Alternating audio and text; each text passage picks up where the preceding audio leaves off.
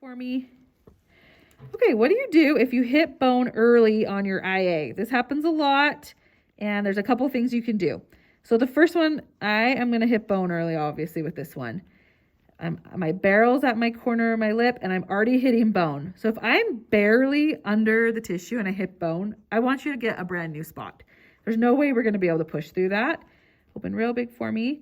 If I go a little bit higher and I am going to hit bone about halfway in, one thing you can do is you come out almost all the way, leave a millimeter in your tissue still, bring your barrel over the canine, and then keep going. And that'll bypass that bone you hit, and you'll be able to get at max.